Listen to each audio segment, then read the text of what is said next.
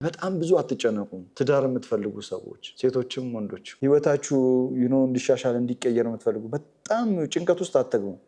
አላህ የቀደረው ፕሪሳይስሊ ካልኩሌት ያደረገው ቀን አለ ለምንም ነገር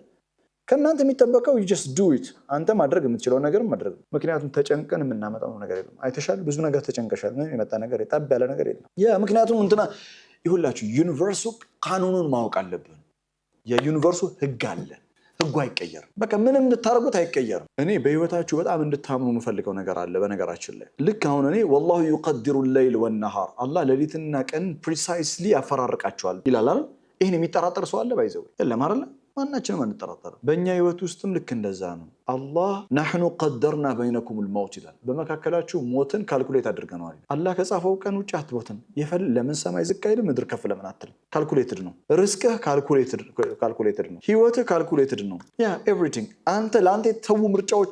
ምርጫዎች አሉ ላንተ የተተው አላህ ደግሞ እሱ ባንተ ህይወት ውስጥ አላህ የሚያስተናብረው ህይወት አለ ዩሱፍ እስር ቤት ሲገባ ወንጀል ሰርቶ ነው አጥፍቶ ነው ንገረኝ በቃ አላህ ነው የቀደረው ምክንያት አለው ጥበብ አለው የራሱ ጥበብ አለው አላህ ምክንያት አለው አስበው ዩሱፍን የመሰለ ያን የመሰለ ልጅ 9 ዓመት እስር ቤት ነው لا اله الا الله ያን የመሰለ ቁንጅና በቃ ጥቂት ሰዎች ነው የሚያዩት ያን የመሰለ ማንነት ጥቂት ሰዎች ናቸው እዛ እስር ቤት ውስጥ ያሉ ዩሱፍን የመሰለ ልጅ ከአባቱ ጎን ተነጥሎ በጉድጓድ መጣ አልነበረበትም እንዳትሉ አደራችሁ እኛ ያገባንም አላህ ነው والله غالب على امره والله يقدر الليل والنهار precisely calculate የሰው ልጅ በህይወት ውስጥ የሚመጣበት ሲዝናል ወቅቶች አሉ የጨለማ ወቅቶች አሉ ሁላችንም ኢኮኖሚካሊ ክራይሲስ ሊሆን ይችላል ፋይናንሻል ክራይሲስ ሊገጥመን ይችላል ሪሌሽንሺፕ ክራይሲስ ሊፈጠርብን ይችላል የትዳር ሊሆን ይችላል የጤና ሊሆን ይችላል ብዙ የቤተሰባዊ ጉዳይ ሊኖር ይችላል የጨለማ ጊዜያቶች አሉ ሲዝኖች አሉ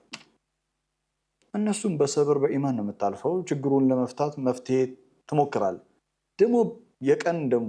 ሲዝን ደግሞ አለ በቃ ብራይት የሆነ ሲዝን የሆነ በቃ አሪፍ የሆነ ጊዜ ደግሞ አለ በህይወት እና ሁሌ ብራይት አይደለም ሁሌ ዳርክ አይደለም يقدر الليل والنهار